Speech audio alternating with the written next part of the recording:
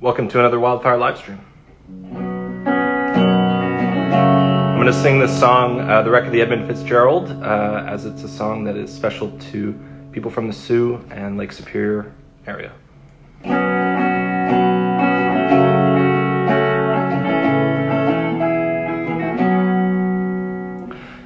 legend lives on from the Chippewa on down of the big lake they call Gitchagumi. The lake, it is said, never gives up her dead when the skies of November turn gloomy. With a load of iron ore, 26,000 tons more than the Edmund Fitzgerald weighed empty. That good ship and crew was a bone to be chewed when the gales of November came early. The ship was the pride of the American side, coming back from some mill in Wisconsin. As the big freighters go, it was bigger than most, with a crew and a captain well seasoned, concluding some terms with a couple of steel firms when they left fully loaded for Cleveland. And later that night when the ship bells rang, could it be the North when they didn't feel it?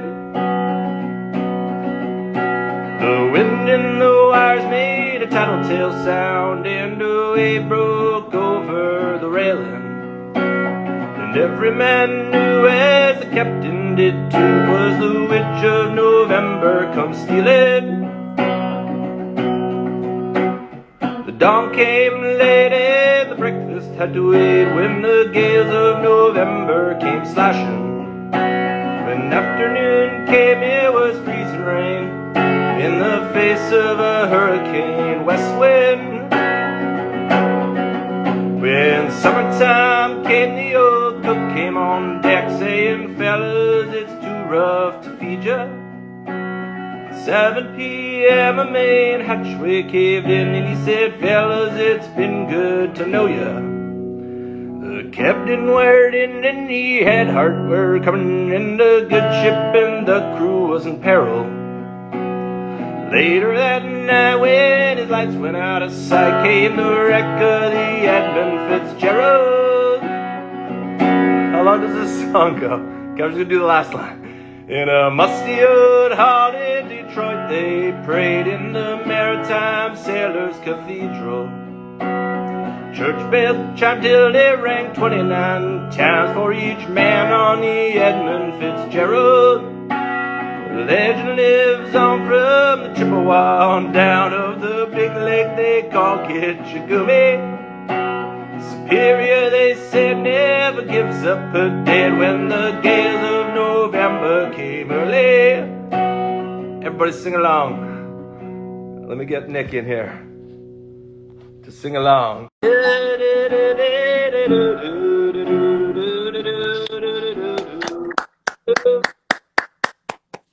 Thank you. Bravo. How are you?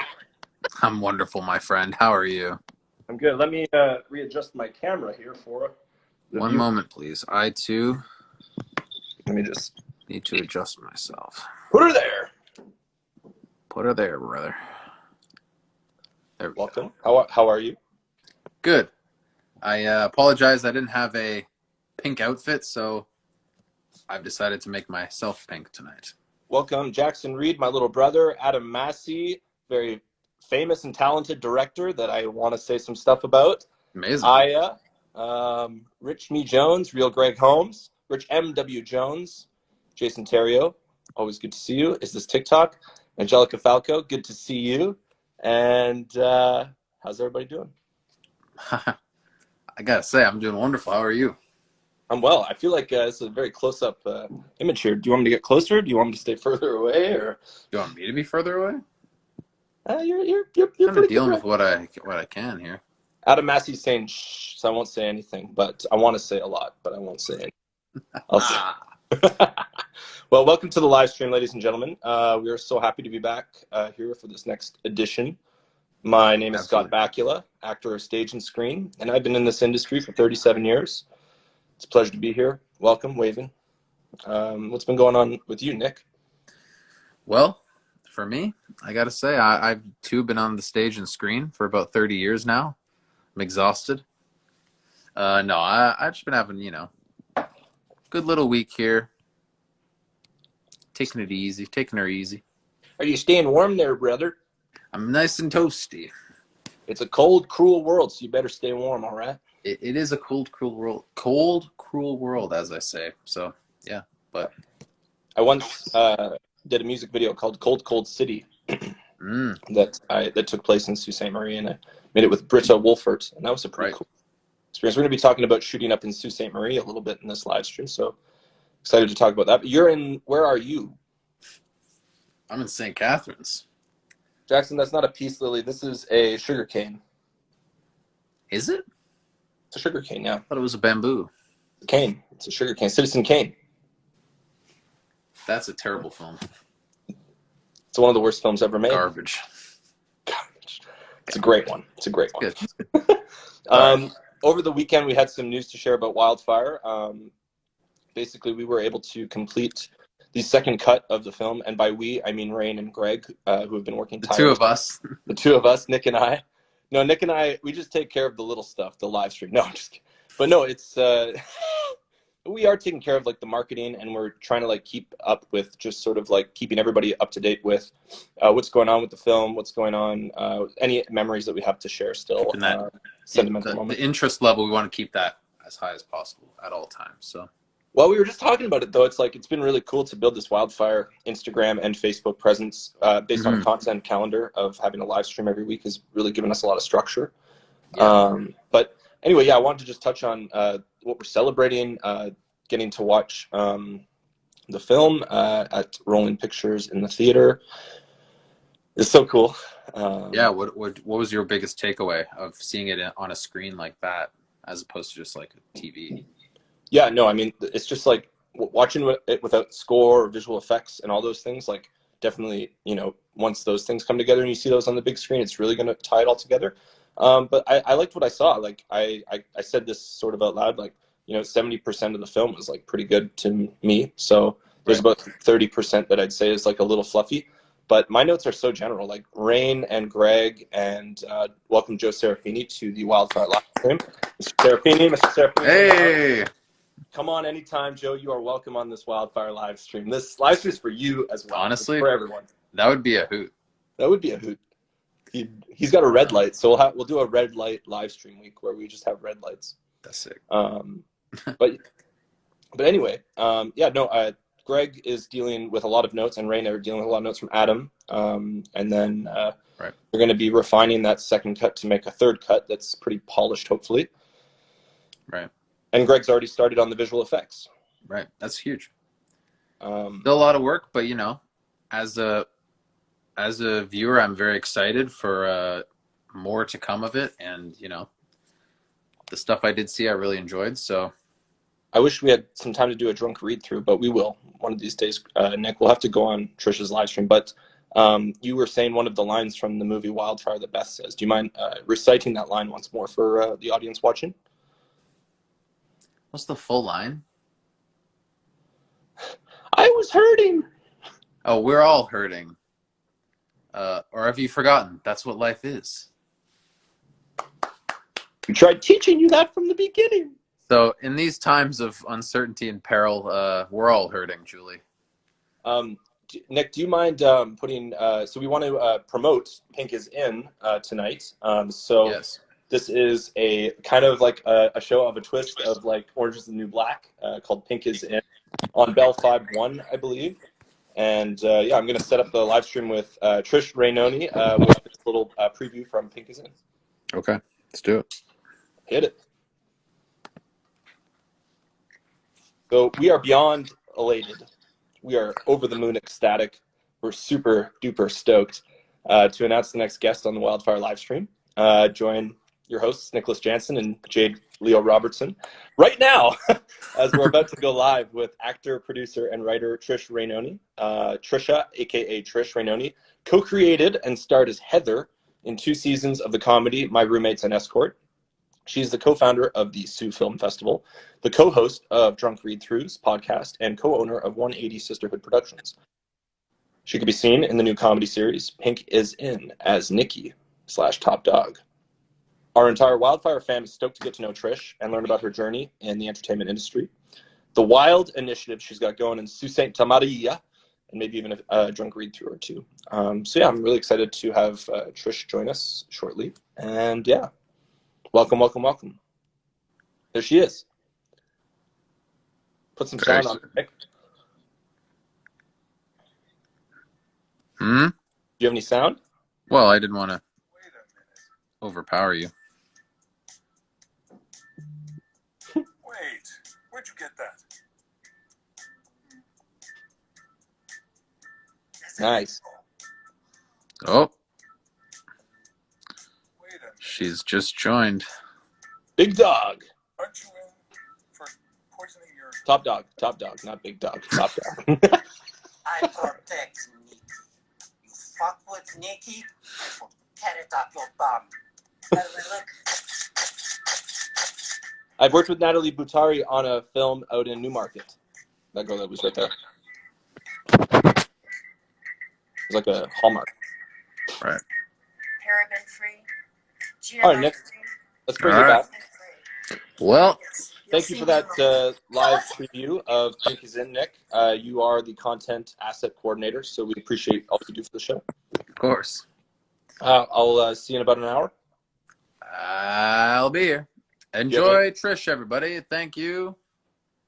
And I've been me. Oh, sorry. One more plug. Buck Productions, the social media company, or social media job I do. We're doing a Wolf Cop giveaway. If you go and comment on the most recent post with your favorite action figure or doll growing up, you will be entered in a chance to win one of two. Hold on, Nick. Do you mind just singing a song? One of two and two of one. The contest has almost begun, but you gotta leave a comment. Wolf Cop action figures. And the contest is coming to an end, right? It's coming to an end, so you gotta get your entry in, right? Today. Today's the last day. Not so tomorrow. If you put it tomorrow, I won't count it. midnight, cut off.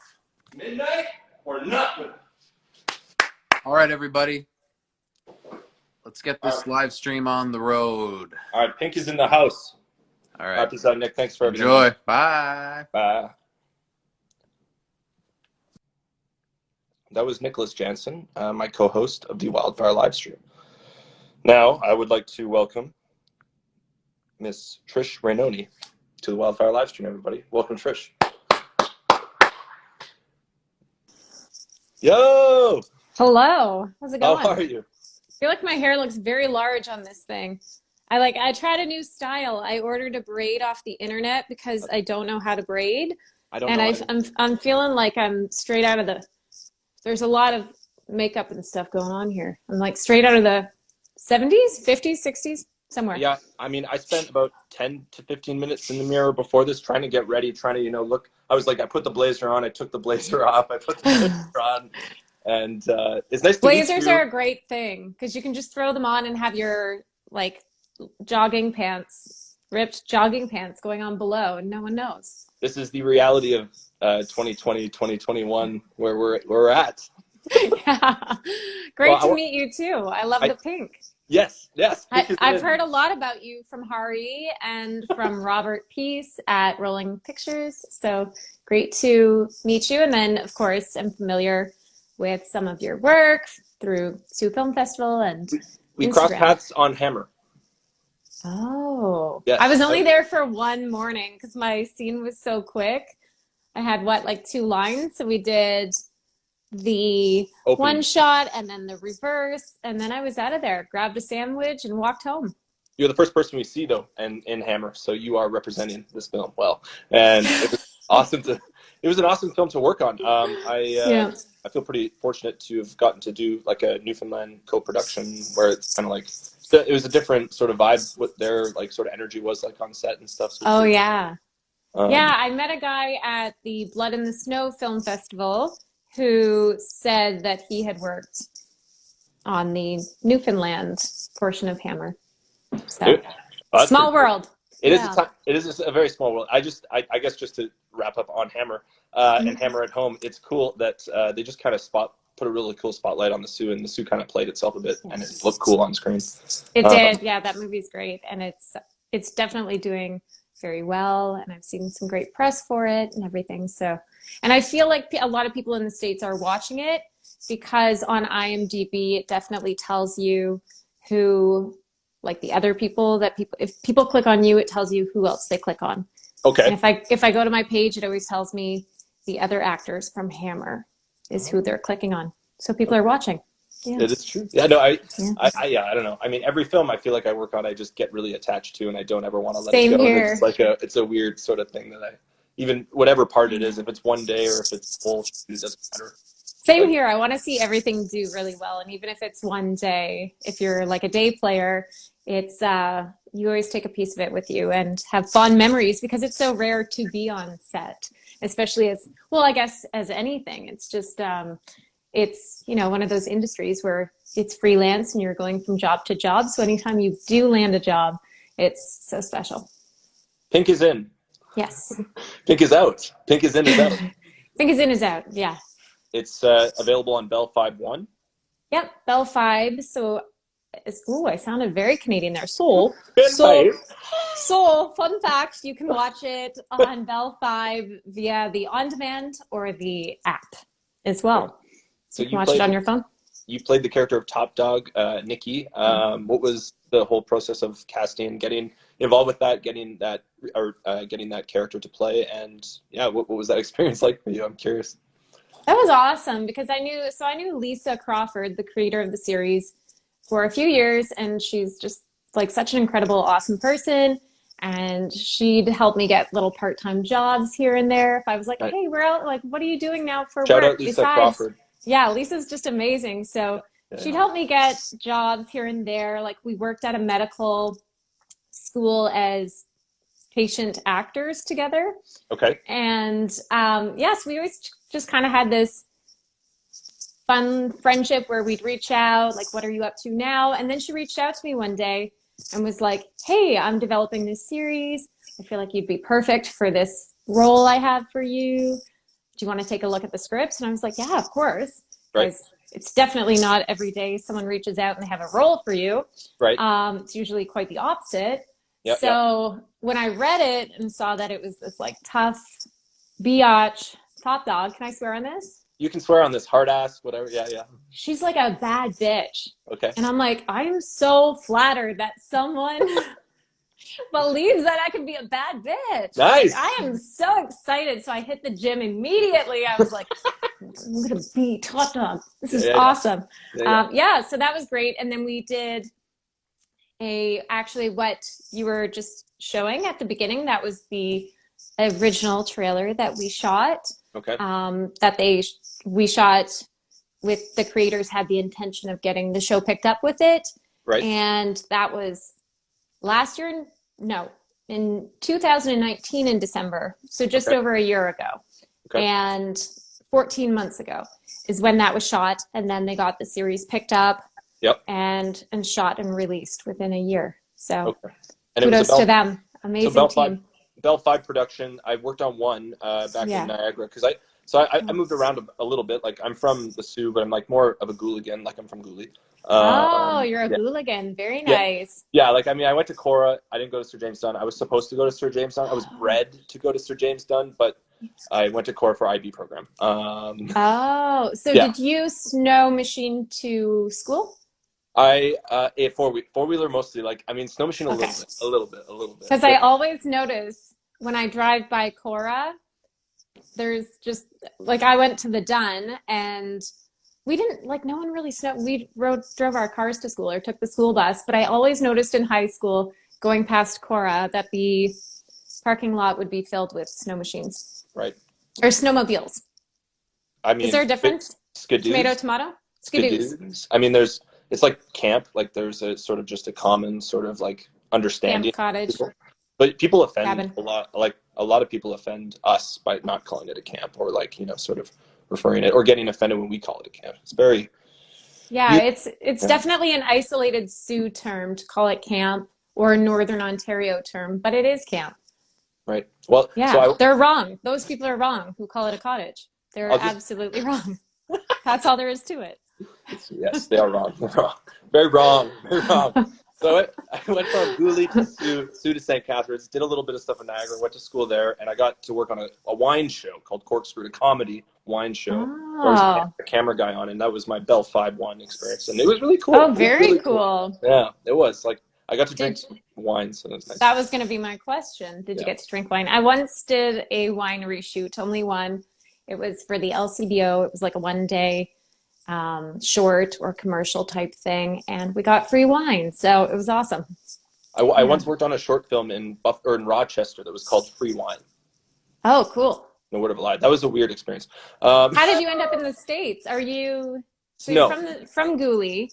So I went to St. Catharines and went to school at Brock, and I made a friend who was from Buffalo, and come over to Brock, and he brought me over to Buffalo. I actually got my start in the industry in Buffalo. That was kind of where I got my first sort of like gigs, even though I was kind of doing it under the table. I've said that on the live stream multiple times, so I got to just keep it under the table. There is a border guard, maybe the one from Hammer, who is after you now. But no, it was an awful experience. I actually did get I was going to intern on a feature, and they pulled me over for interning, and they didn't let me go across. That was kind of a pain, but those border guards, they can be really tough. But that's where I got my start, so it was kind of cool. But I was going to say, along the lines of like being from the Sioux, but going to other places and pursuing this stuff, coming back. Yeah. I'm like, you spent 10 years in Toronto, is that correct? Yes, I was there for the last decade. Yep. Probably more like 9 years, but it's easier to say 10. So I've only been here for 2 now. Yeah. What was your experience like in the early stages, like the first few years of Toronto? What was that like being from the Sioux? It was, if you've seen my roommates in Escort, I've seen a few episodes. A little bit like, kind of like that character where you're like a fish out of water. I wasn't that naive, but I was definitely too trusting of people. What else? I didn't know how to take a subway. I remember moving there and trying to take the subway and pretty much crying and looking at 12-year-olds and being like, if they can do this, one day I will understand the subway system.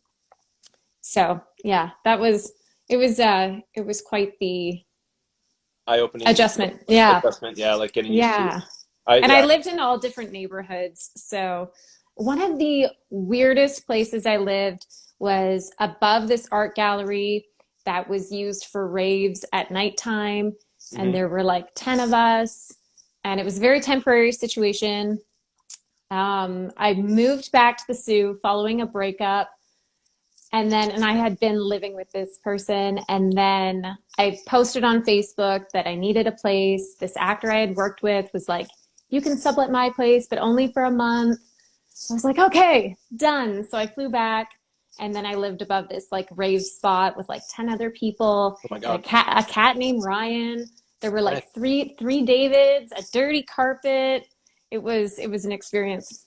That's pretty cool.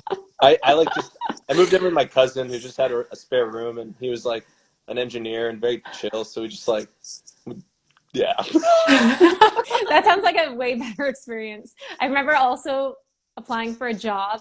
They're like, yeah, it's this like publicity job. You're going to be working with, you're going to be doing some publicity, some marketing. I'm like, okay. They're like, show up in a black dress and heels. So I'm like, okay.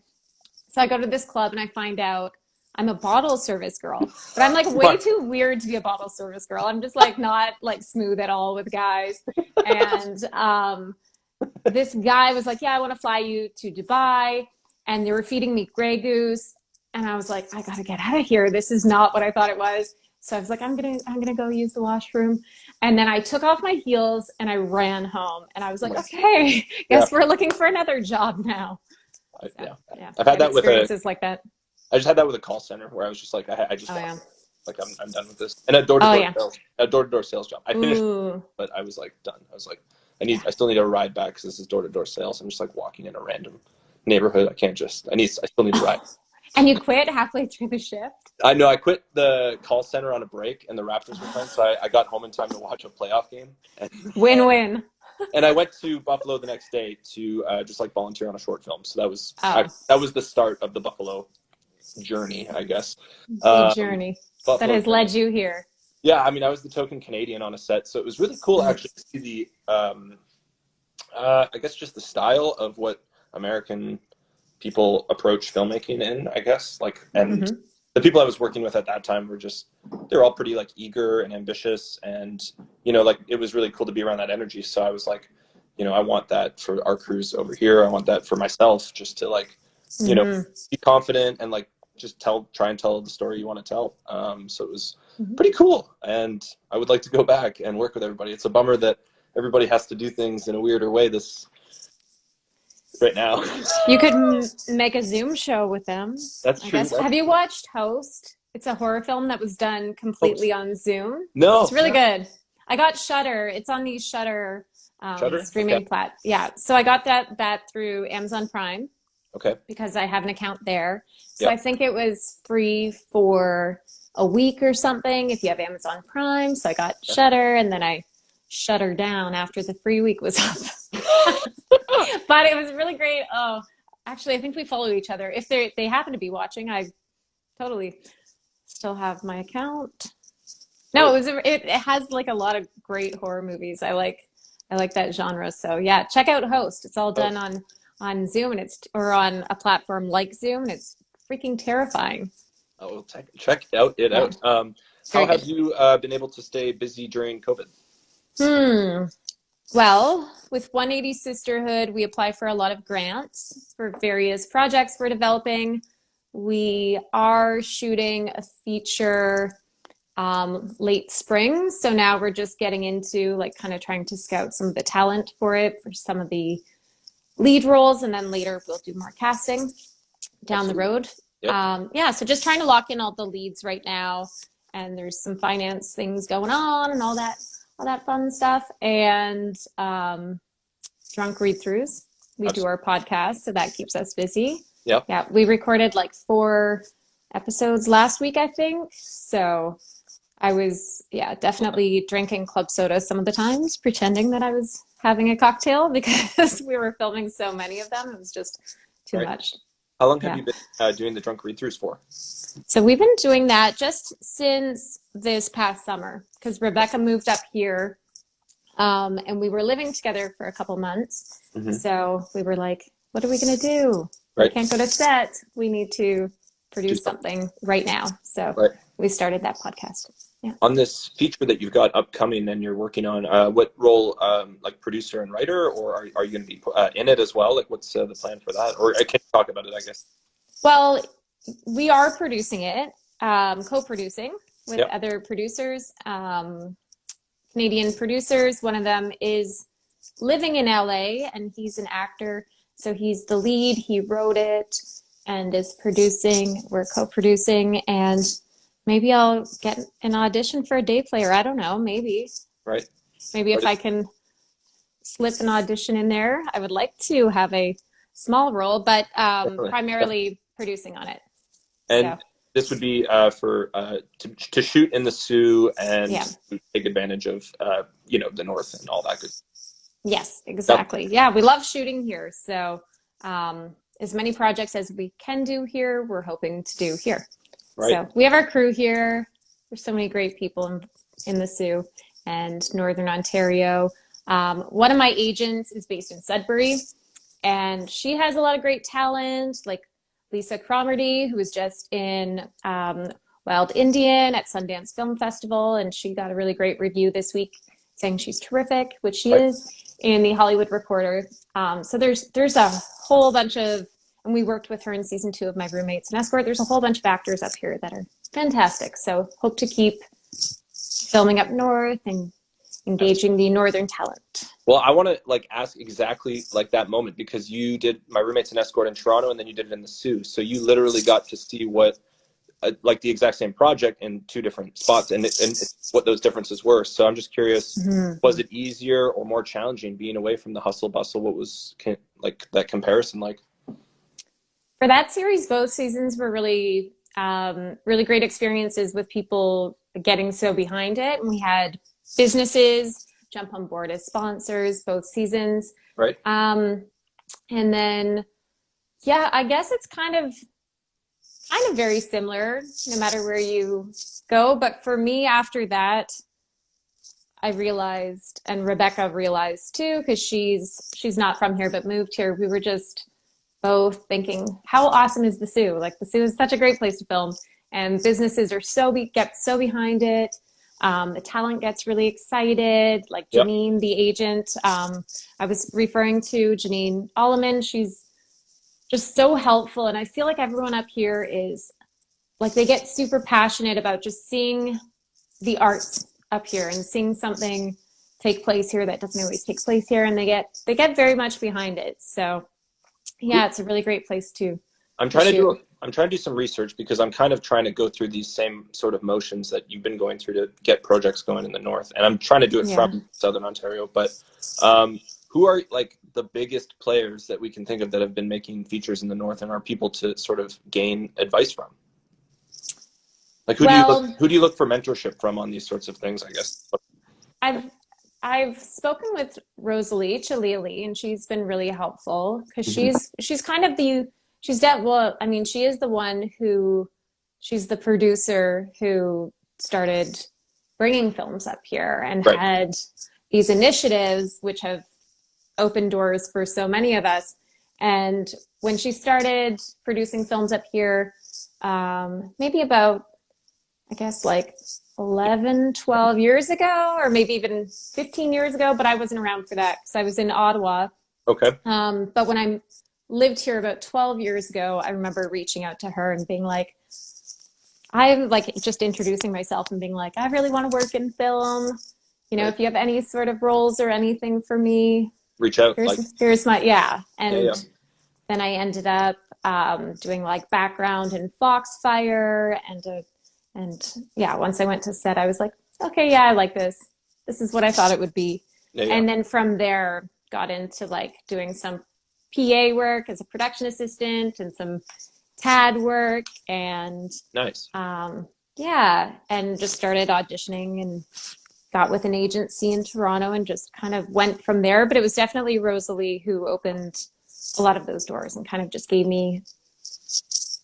me get my feet wet. And then here we are, a decade later, where I've reached out to her and asked for some advice in the last couple of years when I was getting more into producing. I love just, sort of hearing women helping women make films in the north. That just sounds good to me. So that's fucking awesome. Totally. Like with this film Wildfire that we're making, like Greg's the director, he's a man. Yeah. Adam's the writer, he's a man. But the main character of Julie is played by Rain, and it's a really strong female role, female empowerment role. So we're really excited about Wildfire for that. One of those reasons. It's like giving a run to film. It's about a fire and it's really wild, but there's a lot of other things that go on too. Very cool.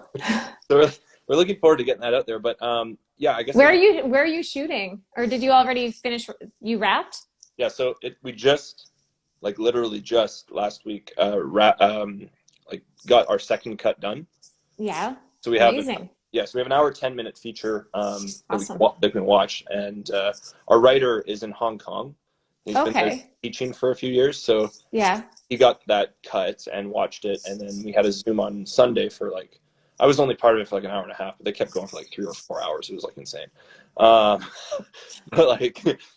my notes are I like this and I didn't like that, and they're just they go right into detail and character motivations and setups, payoffs, and what certain things need to be cut in order for that character development to happen. And they're really super entrenched within it, where I'm just it just needs to look good, feel good. I'm pretty happy with it. I'm kind of at that point now, which is good because you hold on to these things for quite a while, and the creative aspect you can be a little attached to, and it's hard. So kind of let it. I'm it's cool to kind of be a little bit objective, I guess.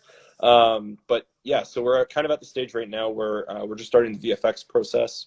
Yeah, I was going to ask about the special effects, because when you're dealing with fire, that's it's Did you do a lot in practical? Did you do a lot of practical effects, or is it mostly VFX after, or what's? I'd say can you talk about it?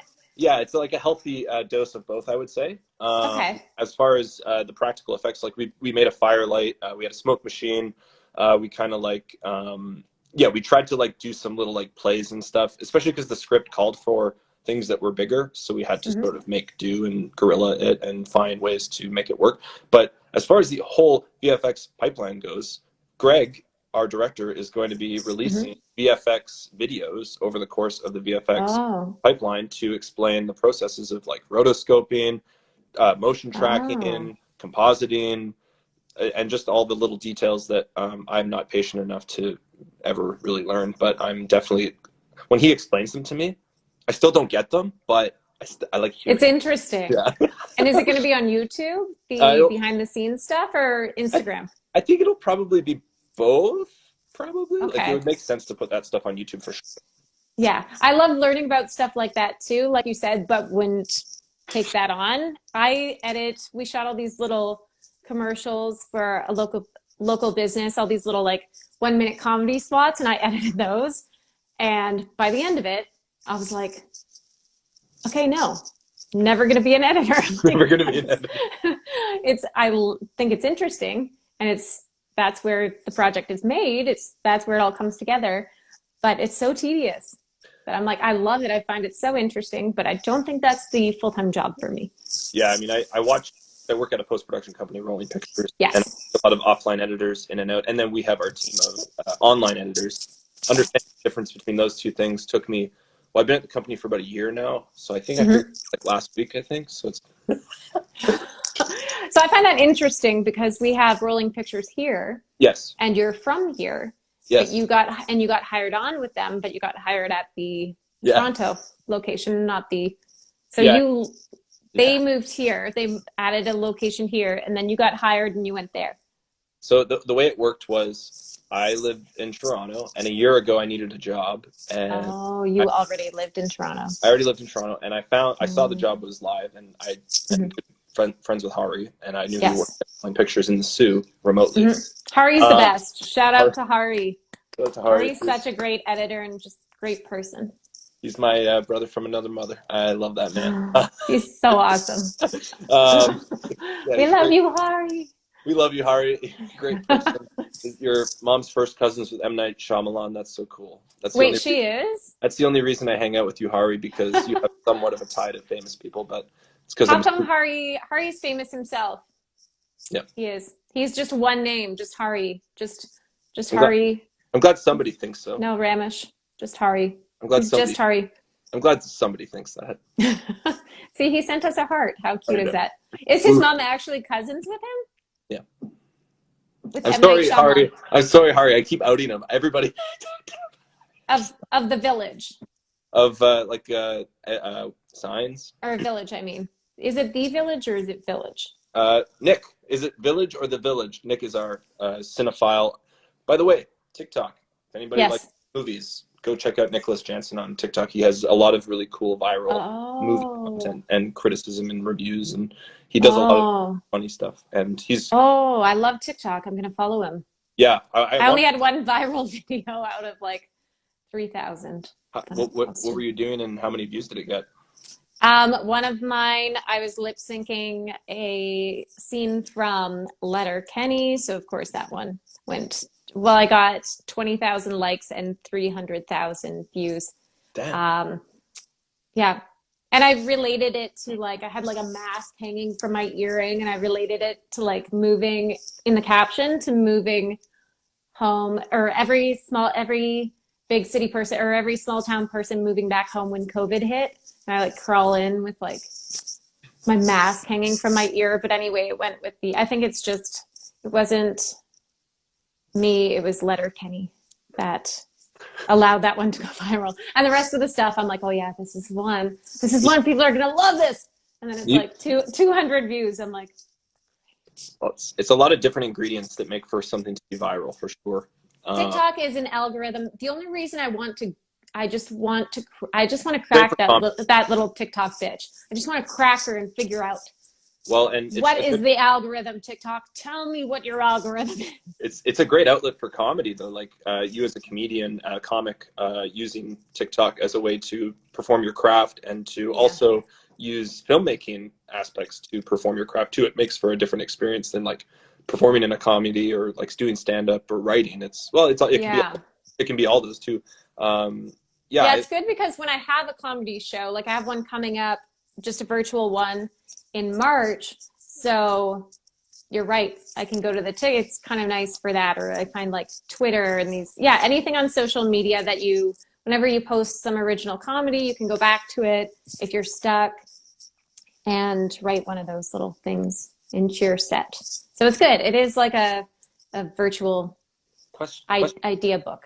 Question for those likes and everything that happened on that video. You must have gotten a lot of comments too. Did you take the time to respond to every single comment? Yes, I did.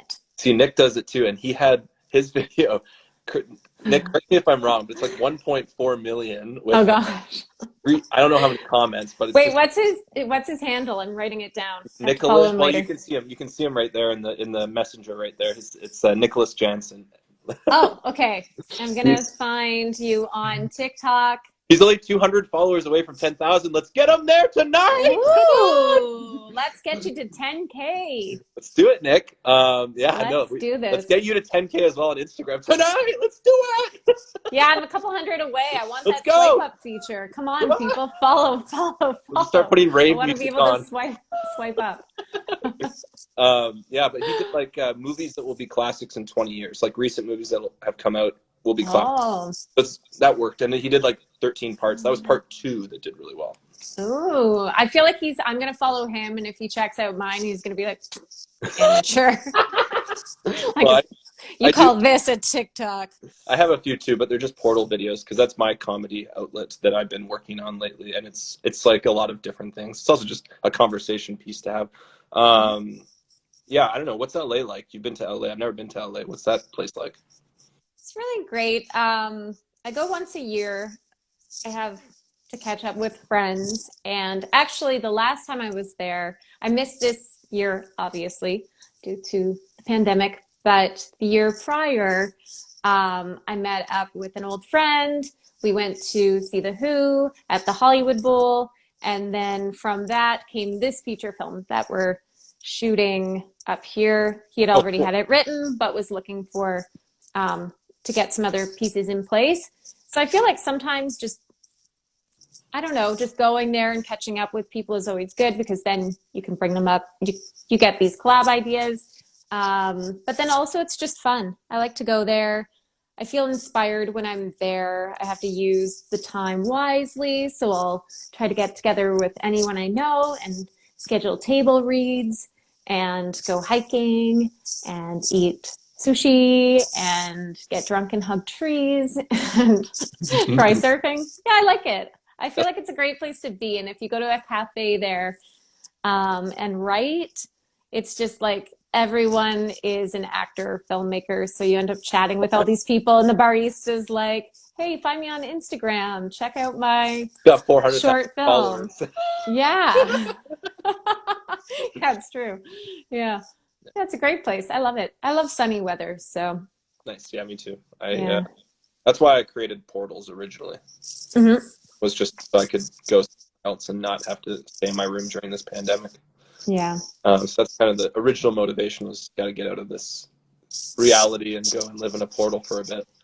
That sounds really nice. I would like that. I'm getting the urge to, like, I miss travel. I do.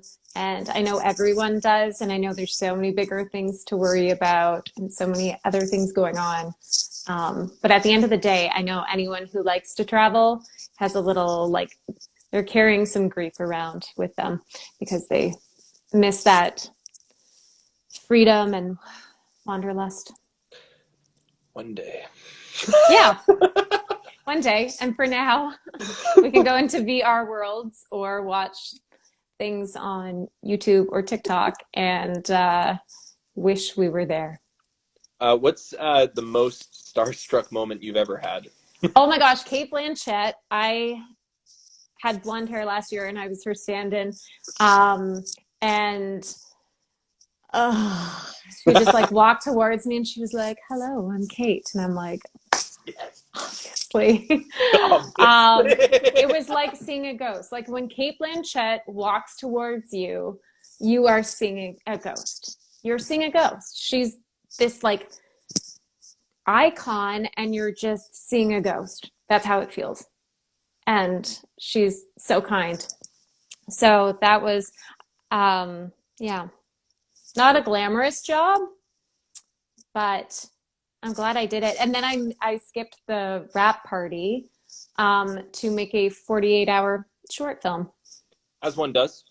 Yeah, as you do. You give up partying with Kate Blanchett so you can go make a 48-hour short film. No regrets. No regrets. It's my biggest life regret. My biggest regret of all my life. The most My biggest regret of all time. You do a lot of comedy. What's it like being criticized as a woman in comedy and dealing with society's preconceived notions of women in comedy and all that bullshit that happens? What the fuck is up with people who think that gender is related to your ability to tell a joke? Yeah, I'm curious about this. I'm curious about because I've seen some stuff on social media about this, and I used to work at a stand-up comedy club, Absolute Comedy in Toronto.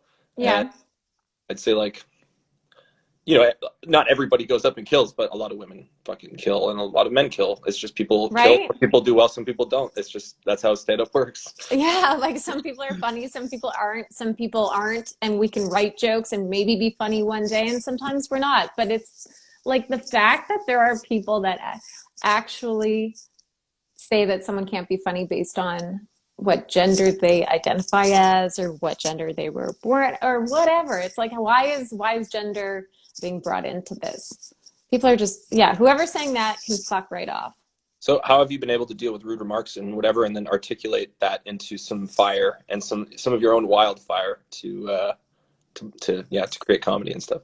Well, when people say things that are that stupid, I just like, I get a little bit like, I'm a Scorpio. I have some fire inside of me. So I get like, like I get this like boil in my chest. I'm like, oh, you little fucking piece of shit. But then I like, sometimes I'll be like, I'll try to okay. So the other day it did happen.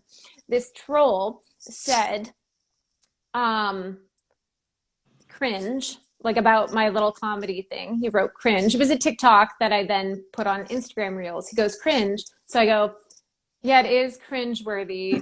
And it was a comedy about trolls. So I was making, like, it was a little sketch I wrote about trolls. So I said, yeah, it is cringe. Trolls are cringe. And then he goes, no, I meant your comedy was cringe. And I'm like, and then I referred to, I gave him like, I was being like nice to him in a sassy way. And then I went and followed him.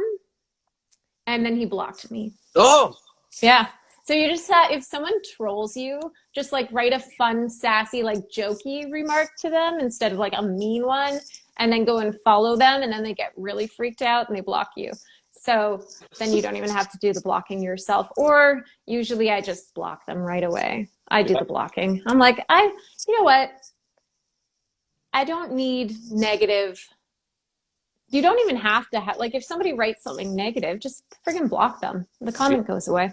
We have Tricia Rainone. Tricia? Did I say that right? And I'd fanboy you, Trish, LOL. Unscripted question, but of the TV series and stuff you've... He's in Argentina.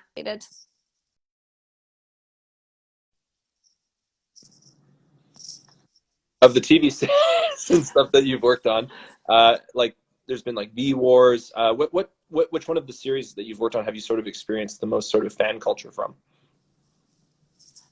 V Wars, there was a big, like a lot of younger girls made little fan art and stuff, and that was really nice and followed me and reached out. But then most of my scenes were cut, so so they were probably like, once they saw it, oh, this girl just gets killed and that's it.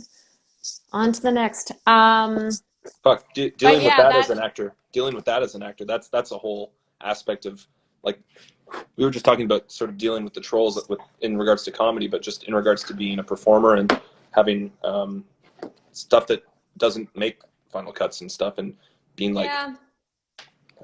I guess it's like, if you have, you know, one episode of something or kind of a smaller day player role, I guess you just know that at the end of the day it could be cut. I don't know. It never makes it easy, especially when it's such a hard industry. So you always hope maybe this thing will help maybe open some doors. But I guess, yeah, I feel like the best way to open doors, to be honest, is to create your own work. Because, I mean, you might cut yourself, but you probably won't. Actually, it was really good for me to direct a film that I start in, because when you go to it was a good lesson for me as an actor, because when you're in the edit suite and you're editing, you cut scenes not because of the performance. You cut it because doesn't need to be there. So you're like, let's get to the point. Is that essential for the story? Did that help move the story along? We don't need that part of it, but this will help move the story along. So I guess you just learn when you start producing or directing, that it's never to be taken personally if you get cut. This is It's just part of the process. Direct quote taken from your quotes on IMDb. Work hard and never let anyone's reaction or opinion of your work affect your well-being.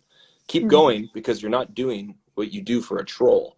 You're doing what you do to tell stories that have impacted you in a way that they know nothing about. Nice I really quote. hate trolls so much. Trish is so great. I hope you don't mind if I leave this link. Oh, hello. Yeah, we had a really good chat. Check Nice. out the link, everybody. Oh, sweet. Who's that? Talk Like That podcast. That was awesome. Mark Dallas Byron. Mark Byron Dallas. I always get names backwards.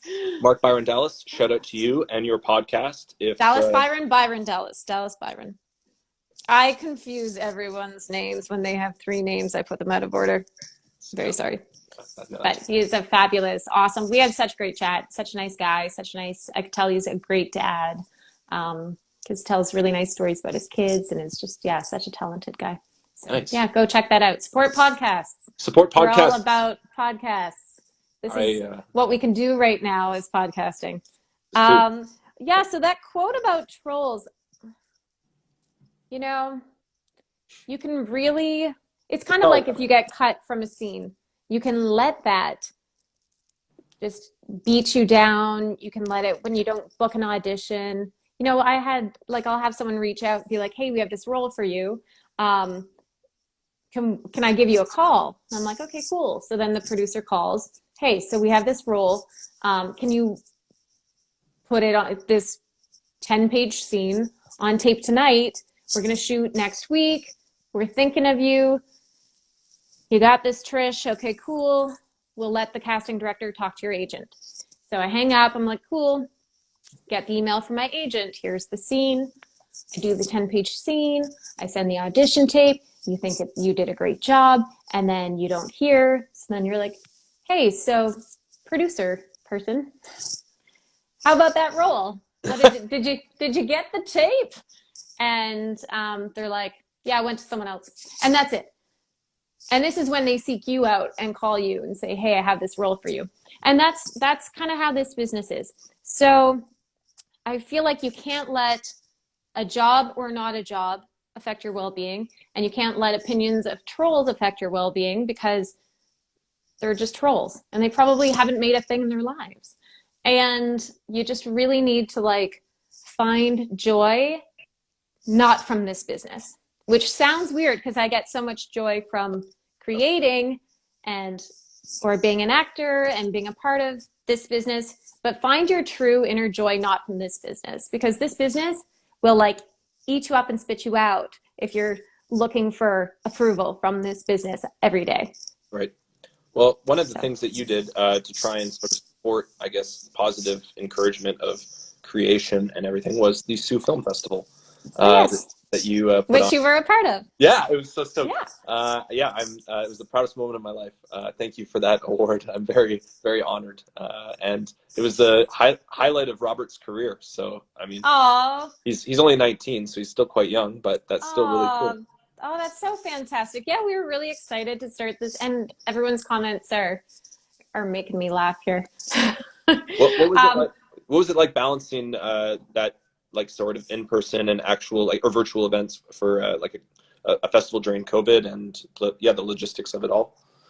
Well, I mean, we didn't know until the last minute if it could happen in person or not, but we knew no matter what, this festival is going to happen because we can hold it online, as a lot of festivals have, but let's just plan for the best case scenario that we can also have it in person. So it was really great. It actually happened during, in between lockdowns here. So we were able to hold it at a brewery at Northern Superior. And we had a maximum of 20 guests allowed at that time due to the COVID restrictions. But it was great because it was sold out every time. We had Robert Peace involved in Robert judging Peace! the films. And then The we had North great strong and peace. and a great party that he hosted at Rolling Pictures. And everyone wore masks. And Was there a lot it of was, booze? There was a lot of booze? yeah, there was some booze. Good. Yeah. Yeah. We used to, like, when I first got the job at Rolling, it wasn't COVID, it was January last year, and we had like a Canadian cinema editor party, and I admired the fact that it was like they went all out for this party, and like nobody drank, nobody ate, but it was just like we had so much booze and food, and it was just like, okay, I'm looking forward to throwing parties here. This is going to be a fun job. Oh yeah, that location's beautiful. Like the wood they use for the countertops, and they've got that cafe in there. Yeah, it's pretty sweet. Yeah. It's I'm there every day. I live there. Oh, right, because essential work, right? So you can still go. Yeah, I've been the only one there since March. Oh, wow. Like, I mean, there's been like obviously lockdown measures that have been like more people could be there, but now it's like down to like very minimum, and we're actually getting to the point now where it's getting even more intense and like more COVID measures. So it's like, you know, it is just part of it. So we just sort of go with the tide, I suppose. Yep. But that's all we can do. Yeah, I mean, just try and take care of yourself and be safe and all those good things. And as an actor, like we do a lot of voice records for audio recording for animated stuff. So just, you know, one person in the booth, everything gets sanitized, you know, wait a amount of minutes before the next actor's in, that kind of stuff. And interesting. So if I actually book one of these voice gigs I've been going out for, I can go into Rolling Pictures and record it there. Yeah, I mean, it's technically Wanted. I work for, so it's Wanted and Rolling Pictures. Okay. Operate out. So I got hired as like a shared resource a year ago, between two companies. So, I mean, technically I work for both, and I kind of balance, like, it's probably like more like 70-30, like 70 Rolling, 30 Wanted sort of thing. Oh, okay. So, but Wanted does like a lot of big recordings. It's really cool. Like I've gotten to meet like some really cool celebrities, and it's crazy. I got to meet Elliot Page about a month ago. Oh, awesome. And he was just like, I was like, my mom loves your shit. Stuff. I said stuff because I wasn't going to swear when I first met him. And then he was like, oh, well, tell her I say hello. And I'm just like, okay. Oh, so cute. And I saw him walking his dog one time down, what street was it? Just off of College. It's always weird when you see. I know. I don't think being starstruck, I don't think that goes away with certain celebrities. Even if you work in the business, sometimes I get starstruck all the time. I did a podcast with Jesse and Jenna. It's called The Messy Podcast, and we just recorded today, and they're my favorite podcast, and I was starstruck. It's a cool feeling when, you know, you're actually just rubbing shoulders and having a conversation with somebody. To a certain extent, I was really nervous before meeting you, Trish, because you are a star to me, in my perspective. So this is crazy. So I appreciate you coming on. Likewise. It's sweet. It's sweet. I want to do these drunk read-throughs because I'm just embarrassed, and we should do them, I guess. Oh, yes. Let's do this. Do you want to start with emergence? Okay. I guess I'll... Do you want to be the truck driver or Dr. Good? I always want to be a truck driver. Okay, there's an option to be a truck driver. I have not played a truck driver yet, so this is the debut. Do you want me to read the in-betweens, the description? Yeah, I might as well. I'll do a different voice for that, and then I'll do Dr. Good. How's that sound? Sounds great. Okay. Okay, let's see if I can find these scripts. Yeah, I'm on the sides from emergence. It starts interior hospital room morning. Let me know when you are ready. Okay. We have quite a few emails. Gmail really, I don't like the way they lump everything. Me I neither. feel like it's always hard to find My boss what just you're looking for later. helps me organize things. He's a great person. He's just helpful. Ah, Okay. here we are. I need one of those. I need An organizer. someone. Yeah. Yeah, he's like he's the best. Okay. He's like Michael from The Office, but actually a good boss. He's like No, Michael he's from actually The helpful. Office, He's helpful. but the opposite of Michael from The Office. He's helpful. So, truck driver lays in his bed, Mitch beside him, holding his hand, his wife there as well. You jeopardized your life for getting in the way. Okay, let's see what I'm going to do for this truck driver voice. I had to, or else that nurse would have died. You realize you may never walk again, Yes. or play the guitar, or throw a ball with your son. Mitch looks at his dad and his eyes well up. It's okay, doctor. I understand the ramifications of my actions. It was for more than just my life's worth to save someone's life. You guys get out for a minute? Wife and Mitch exit. Doctor, I can't even truly remember what exactly happened. All I remember was seeing her scream. So I got in the way. Doctor takes a look at him. You don't remember the multiple men you got in the way of. Now I'm copying your voice. You got in the way of? One was dragging a hotel attendant to his car. Another was trying to take a 16-year-old girl. The nurse got in the way, and so did some father, and some guns and knives were pulled, but you got in the way and fought the guys, took a beating, and made sure nobody got hurt. It's not surprising you remember this. You don't remember this. You endured quite a pummeling. Okay, I don't at all recollect any of that. And someone ran over you. Where? Some guy in a Range Rover ran you over. The police are looking for him, but you have internal bleeding that we can't stop. You may not make it out of this hospital. Oh, why? Why, doctor? Why? We can't control the bleeding. God damn you, doctor! I'm sorry. That was improv. He's not a very good doctor, even though his name is Dr. Good. He's a line hog, says Robert. Oh, okay. You be poet in the next one down, and I'll be interviewer. You'll have more lines, I think. Okay, cool. It's like I'm playing the interviewer already, so it's perfect. I'm already in that sort of place. So you're in that just headspace. finding that voice, sort of like the interview voice. The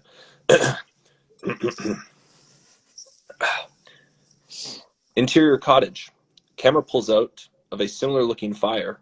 I don't know what it was similar to in Poet's cottage. So,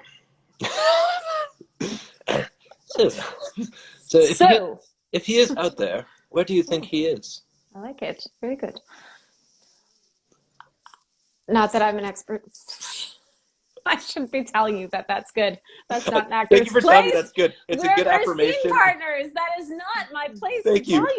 Thank you. I appreciate it. I lost the voice. I'll try and get it back. I would never do that on set.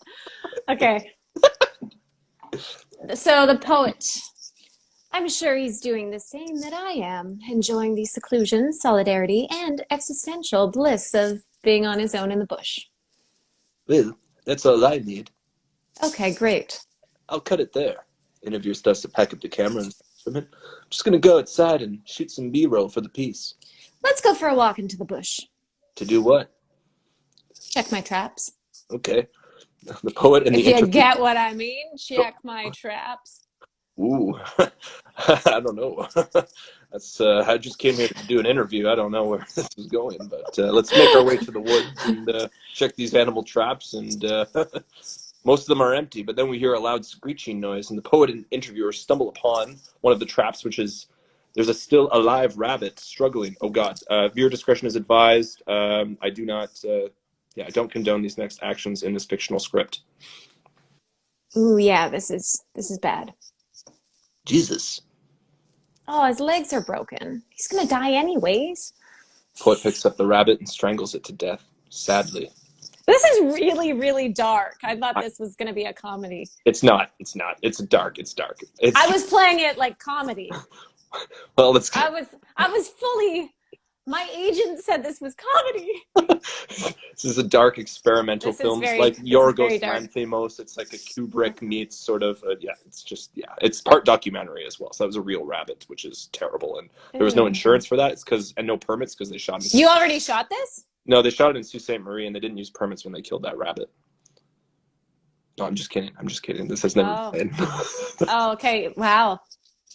I believed you. I'm sorry. I'm very good at sarcasm. Why did you kill him like that? Quick is better for suffering. That looked like it was so tough for you to do, though. It was tough, but living out here teaches you that you do what you have to do. And when you lay these traps, this is one of the unfortunate situations that can happen all too often. I feel like I'm going to go back to this and make the poet rhyme. Everything he says is just going to rhyme. He's just Oh, that's a really good idea. So this line could have been, it was tough, but the rabbit had enough. Living out here teaches you that you have to do what you must have to do. And when you lay these traps, you grab yourself a frap, Chino. And no, I'm not a poet. I'm not gonna. That was like spoken word. You don't have to hire me as a writer on this. It's okay. It's like some freestyle sort of skip bop beep boop. That was good. I'm confident greenlighting this project with your reading of it. That was wonderful. I definitely think you should make it a comedy. I think so too. Hear me out. Change the rabbit to the Easter Bunny. Make him out to be a villain, and that's why he gets killed in the trap. And put him in the portal, in one of my portals. I think honestly, exactly. I feel like everything that I've done should just be portals, and that's it from now on. It's just that's the only thing I want to commit to. Just one giant improv sketch, weird series that has narrative flow, but also completely lacks it, but is funny and crazy. Thanks for sharing this. Let's go to back to basics if you're down. Sure. This one is a little bit of a work in progress. It's at about 100 and something page, 115 pages now, and it's kind of something that I'm thinking I might turn into like a 4 or 5 part like mini series or something, like kind of about sort of the fragile male ego and fatherhood and generational sort of I guess just the relationships between family and the men in the family and the woman's role in the family as well. And it's just, I don't know, it's also a love letter to Sault Ste. Marie mixed with golf and cocaine. All right. That's not a synopsis. That's just me on a tangent. Okay. Exterior clubhouse bar. Magic hour. Al drops his clubs outside as he walks into the bar. Interior clubhouse bar. The layout is of a refined chamber with ornate decor within the clubhouse bar. Oh, do you want to be bartender or do you want to be Al? Max or Al? Max. Max and Al. Max is the name of my cousin and Al is his dad, my uncle. Do you want to be Max? Or do you want to be the bartender? Or do you want to be the older sort of like golfer dude that's kind of a boomer? Or do you want I relate more to Max. Okay, I'm more of a Max. Max in my mind would be played by by a good friend of mine, also one of the leads in Wildfire, Jason Terrio. If you ever get the chance to work with this man, he is class all the way. Oh, Jason Terrio. Shout out to Jason. Jason, yeah, he's very handsome. He's like a Greek god. So just, ladies and gentlemen, look out. Yes. So just channel that if you can. Channel Greek god. Okay, yes. We got this. A little bit of signature sauce. Signature sass. What'll it be, Al? That's a Greek god. I'll have a... You want one of those? Oh, well, I usually do, don't I? Make it a beer. Uh-huh. Do you actually want a beer? I think I want a beer. Oh, sorry. Gotta scroll here. You don't want a Caesar? Good. No! Okay. Are you sure? Okay, I say, are you sure, Brutus? Right? Yeah. Yeah. Are you sure, Brutus? No.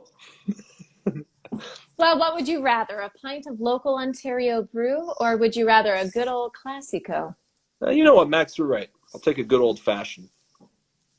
All right. Do you want bourbon? No, the Classico, you know. I was getting frustrated. His frustration from not getting a hole in one earlier is having an effect on him. Did you want a little more shinny? Shinny? Is that the term? Schnee. Oh, that's a cocaine thing. Yes. Okay. Did you want a little more schnee? Oh, wait. Did you want I never thought I'd say that. Did you want a little more schnee? Is that why you're all flustered? No, it's because I came the closest I ever could to have a hole in one. And the fucking bomb is my fucking pinky.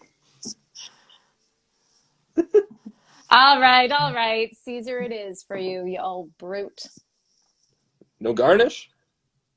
No garnish, no. Well, come on. I need at least a lime or something.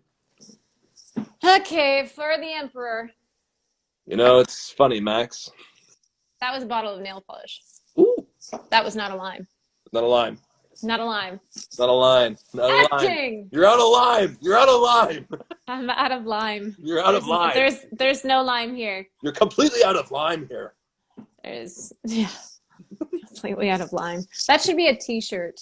You're completely out of lime. That's pretty good. And bartenders everywhere will buy them. I will give you 25% commission.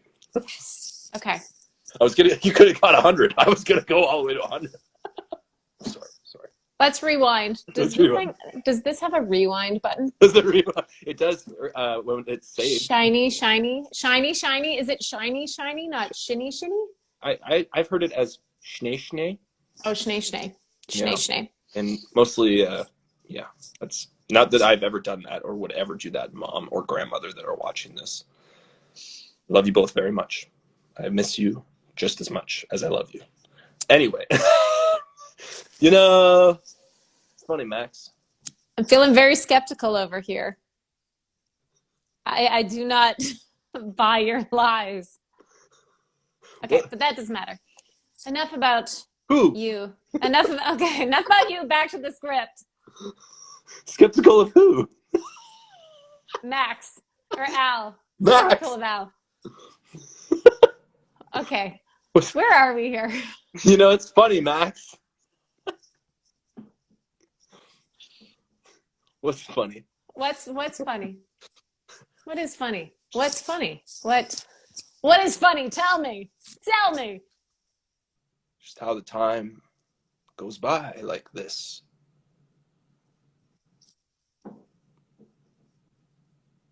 Yeah, that is funny. No, I've lost my place here. You'll find it.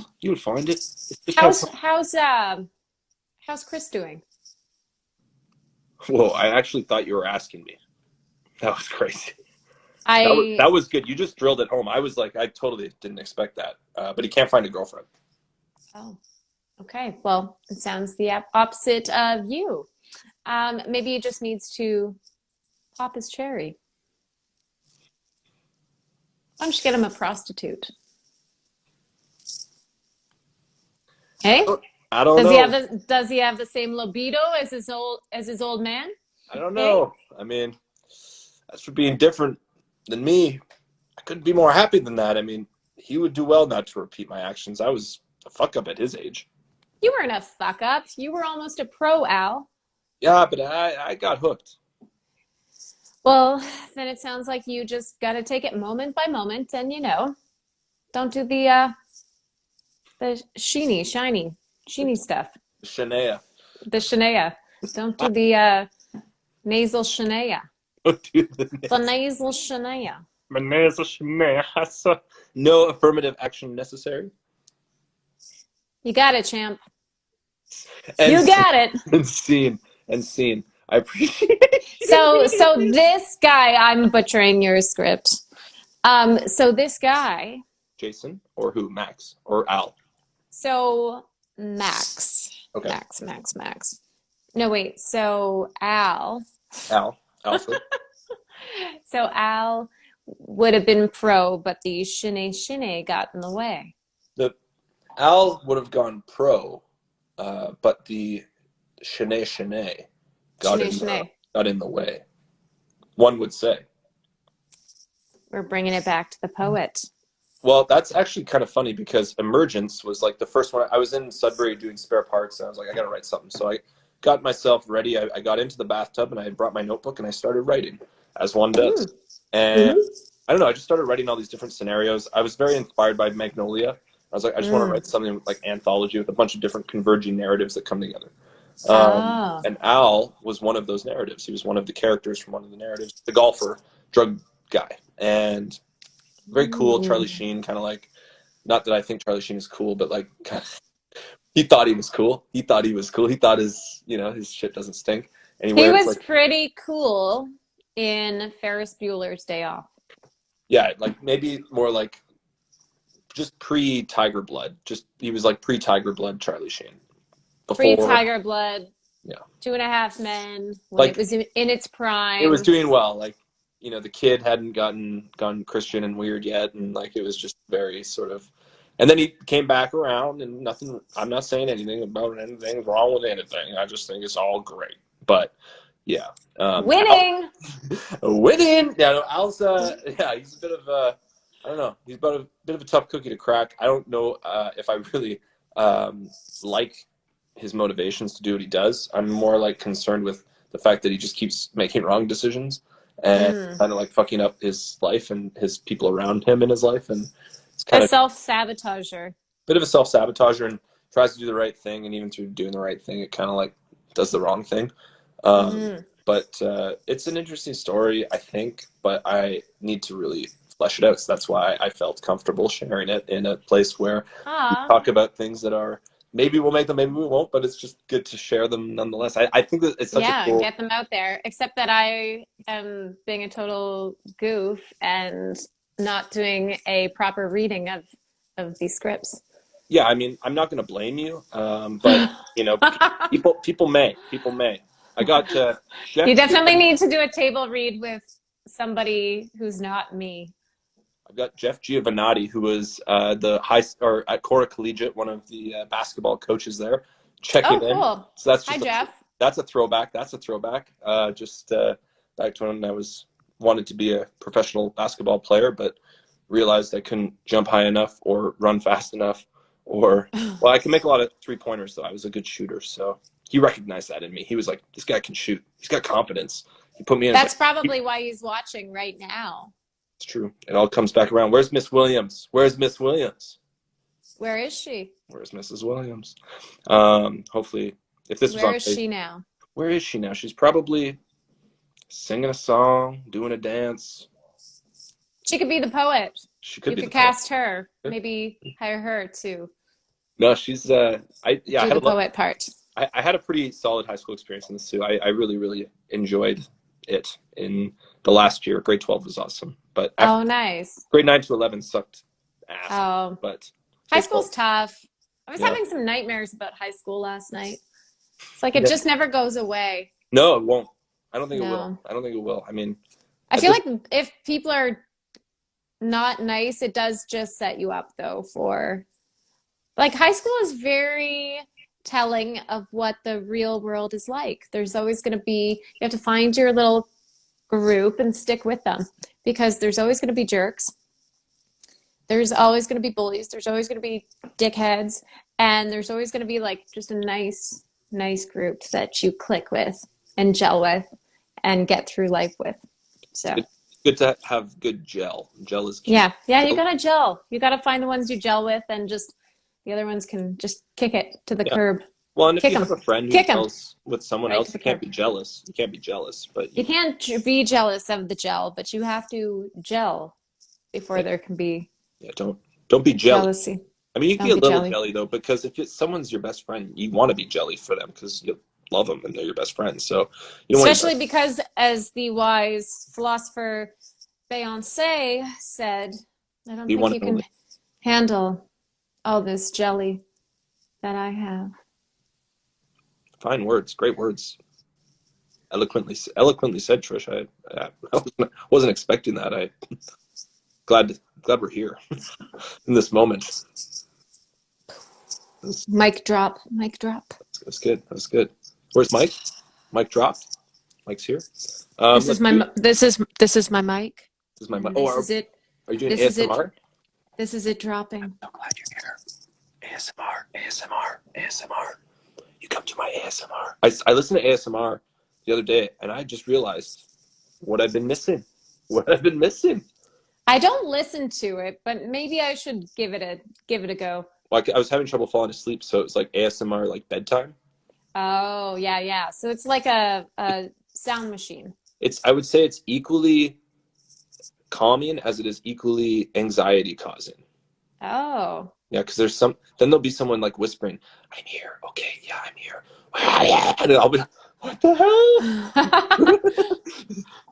So at least it's better than, would you be jealous if someone else calls best friend to your best friend?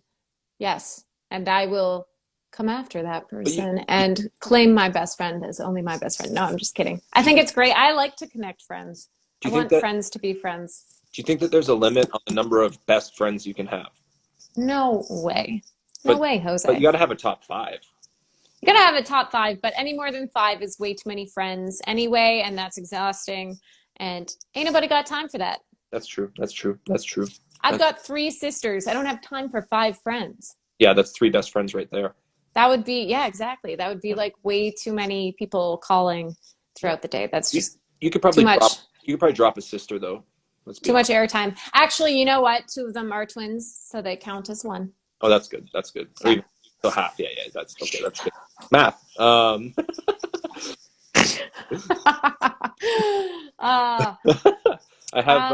have portals. We should do portals just because. Let's do portals. Plug portals anyway. Okay, let's do portals. I promise not to be such a goof this time. I'll just be normal. I'll just use a normal voice. Can I be just the woman and you can play both men in this one and I'll read the descriptors? Okay. So you be man and the shop. Okay. So I'm not going to use my normal voice. That's not. No. That's totally fine. I won't use. Okay. Okay. I'll just do whatever comes to mind. Yeah, whatever's natural. I mean, you Whatever's feel it natural. out. Just. I was watching your interview with Tim Murphy on. Oh, Tim! And I love Tim. One of the things I love that he did was says, "Oh, start." Oh, start! He's so funny. He's such a character. Oh, I love Tim. I love him. I love Keith. They're good peeps. Tim played 3 characters in My Roommates at Escort. I haven't seen his scenes. I've only seen the Toronto stuff, so I need to see these. He played a judge. He played judge. I forget what we ended up calling. I think her name was we took away but she was a bit of a spoof on Judge Judy, just saying. But we just called her Judge, or maybe Judge Trudy. And then there was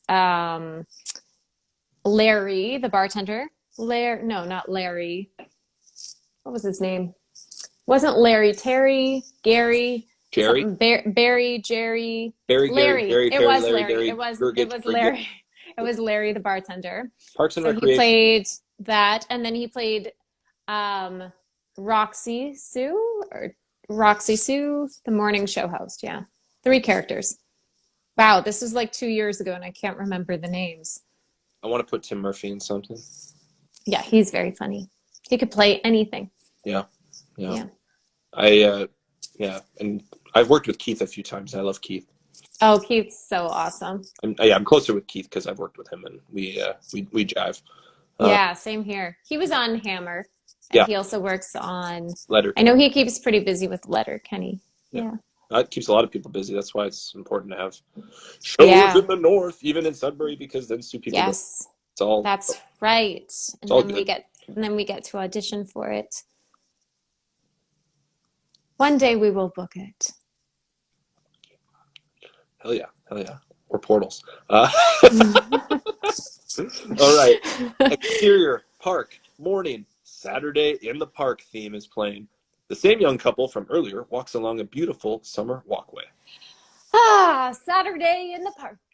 I think it was a 4th of July. All of a sudden, a man with a gunshot wound appears, sputtering blood all over the man and woman. Wait 1 second. The woman reacts lately and starts screaming. As she does this, we zoom in on her throat and watch her piercing scream and her little dangly dang that hangs at the back of her throat bobble up and down. Stolen from Cardi B. I think I'm gonna die. Sir, are you okay?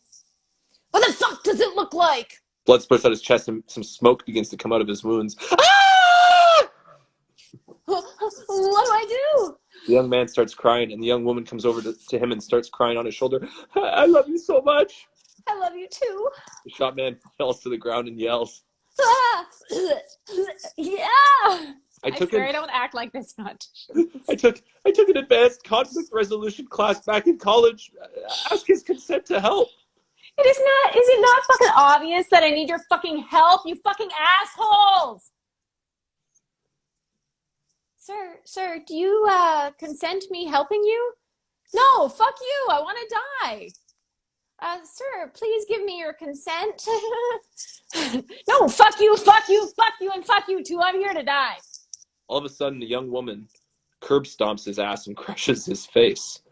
Oh my god. Young woman looks at her man with eyes of guilt. You are so fucking hot. Conflict resolved. He brings her down to the ground and they have sex on top of the dead man's crushed skull. We pull out into the sky as people walk on by. Saturday in the park plays out. Oh my god. Yeah, I don't know. Things need to change. This has got a it's got a bit of a Absurd. Tarantino vibe. Yo, really? I never thought. I mean, just with what the violence. What's that movie where they're driving in the car? Like there's like a chick played by Rose McGowan. She's got a gun for a leg. Then there's the guy with the help me out here, people listening. Not Grindhouse. And then there's Grindhouse. Yes. Death Proof. Grindhouse. Death Proof. Death Proof.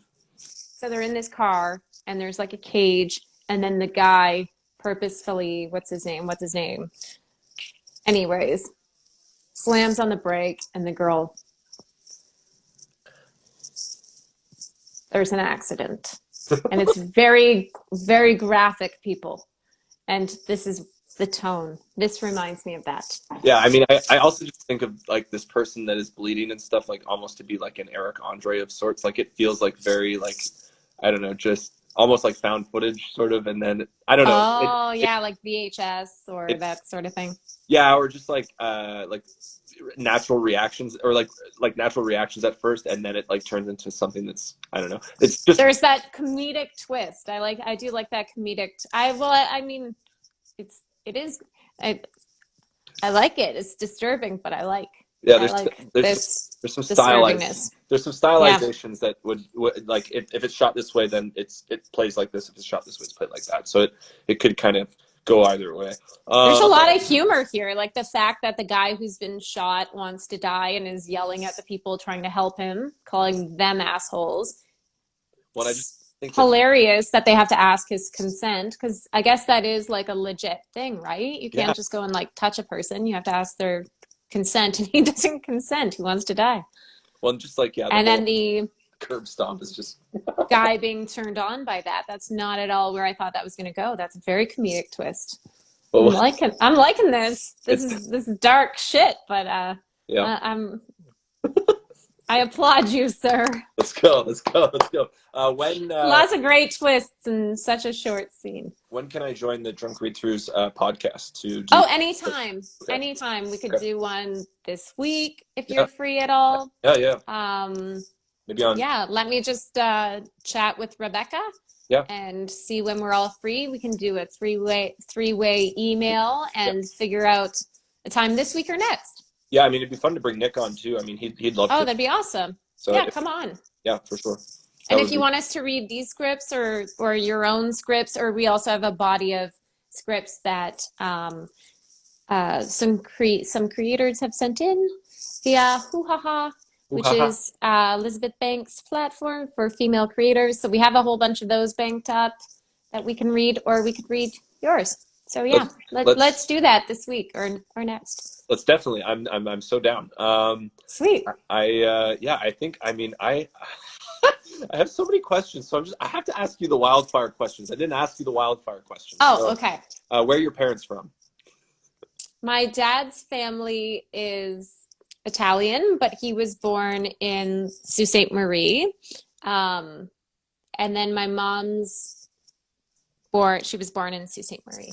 Uh, And I think her mom was like Irish, English, what is Scottish. what is your favorite word? Malfunction. What is your least favorite word?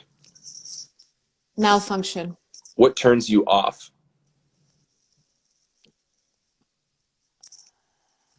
My partner's jogging pants from college that he wears every day. Oh, well, it sounds like that's a throwback vintage. I keep telling him that I'm going to burn them. Perhaps, So he knows. I'm on your partner's side. Maybe you'll come to appreciate them one day, and they'll be a classic. And you'll hang them on a wall and put a plaque up. No, I'm going to burn them. They're getting burned. What sound? Or sorry, what? You could burn them as a publicity thing for wildfire. How about that? I'd totally be fine with that. We could get some good media coverage of that. I'll do it in the Sioux though. We would want. Yeah, come here. Come to the front yard. Yep. Light them on fire. Yep. Throw them in the snowbank to put out the fire. Win-win for everybody except for him. I'm sorry. Done and done. Sorry. Done and doneer. I've been asked, or I've been like, been brought up that the question, what turns you on, is a weird question to ask. So I try to ask it, what turns you on creatively? What turns me on, creatively, actually, I'm enjoying voice lessons, and I feel like they're very sensual, and I'm learning to unlock some, like a voice, and it feels good. Very cool. And so creating and always growing and learning new skills, and learning and growing turns me on, and consuming other people's art and their literature. And I saw Gabrielle on here, and I'm reading his novel. I just feel like other people's artwork, creating my own artwork, seeing other people's artwork and consuming it, just art turns me on. Art turns me on. Yes, it does. What sound or noise do you hate? I hate the noise of sports blasting really freaking loudly all day long. Elevation!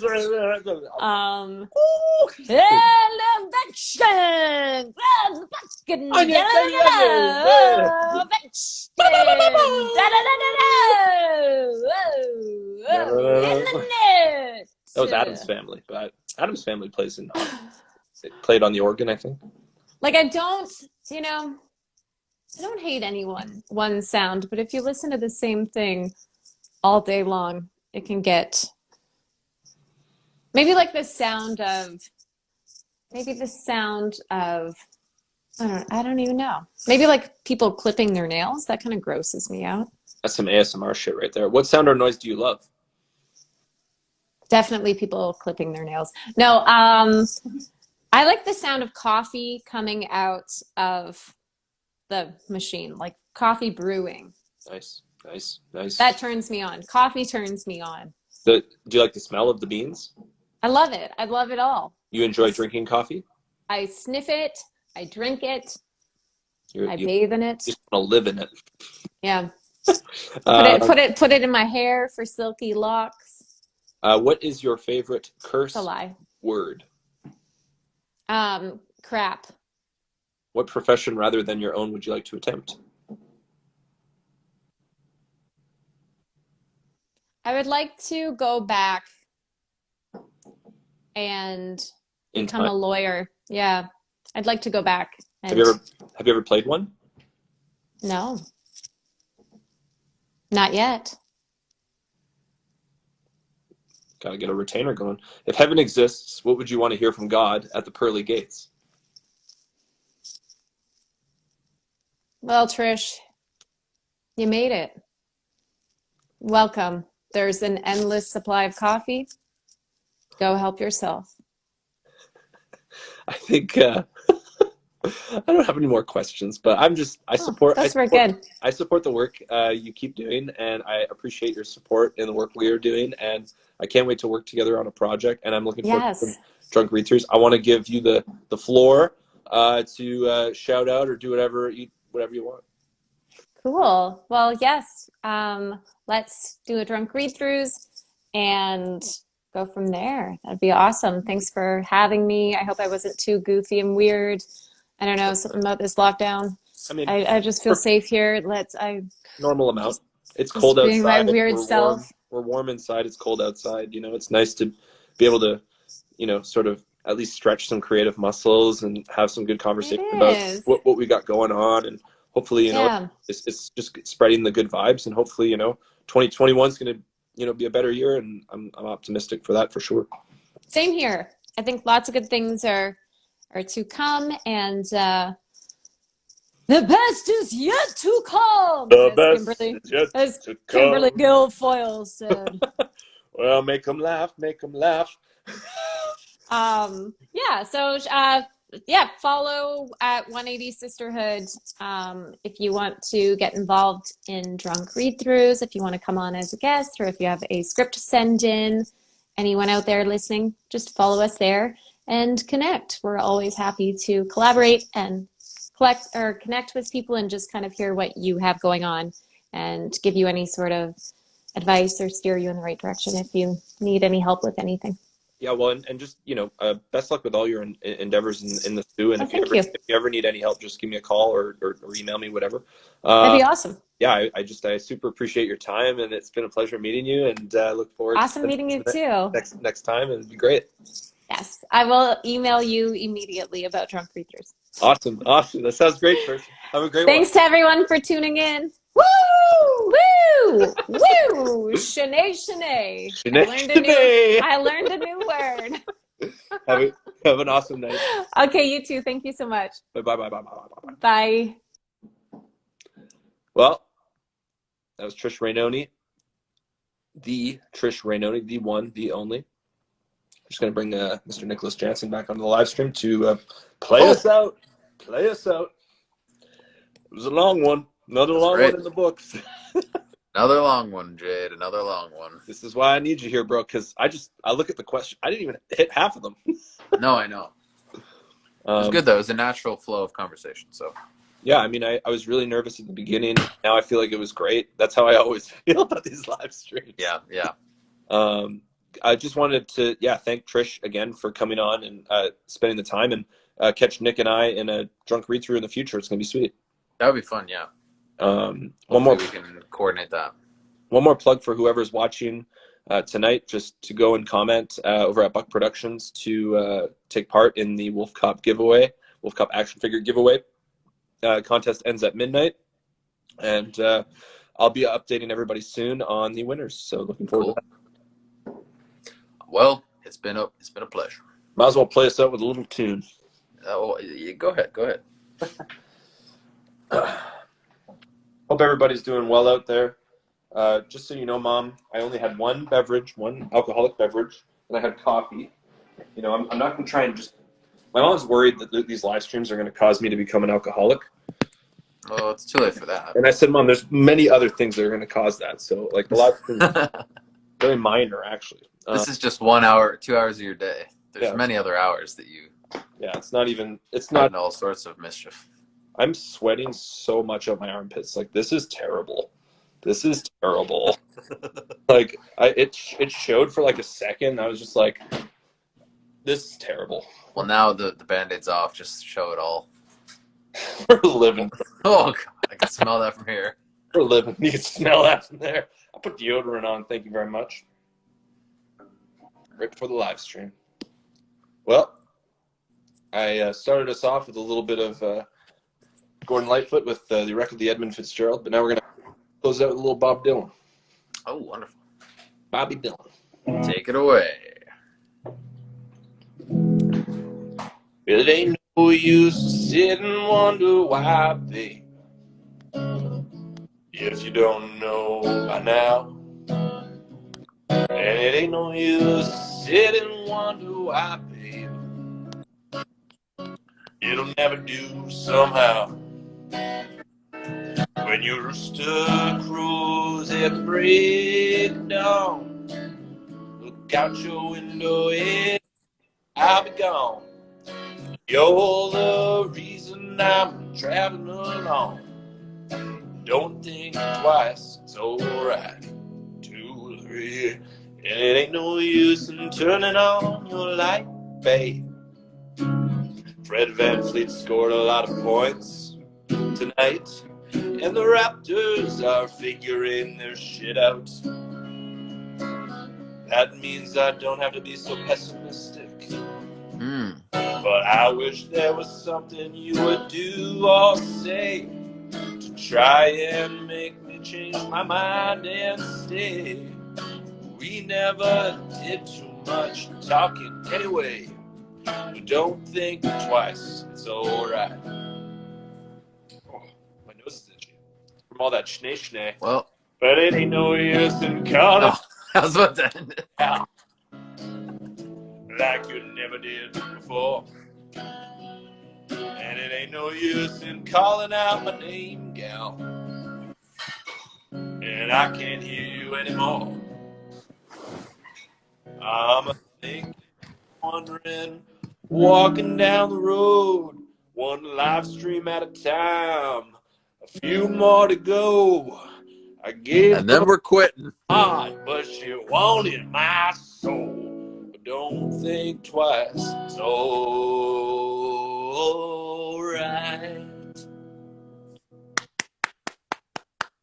One more Creed song. Good night, brother. Thank you very much for being dedicated hostman. That's all. We're coming up on an hour 40. We gotta cut it short. Nobody's watching. Can I get you to do the caption? Yeah, sure. All right. Thanks everybody for joining the live. Bye. Stay safe and warm out there. Miss y'all. All right. Sorry, Nick. I cut you off. I'll bring you back because I'm that kind of a friend.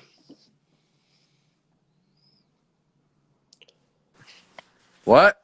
Apologize for cutting you off there, brother. No, I just said we love you very much.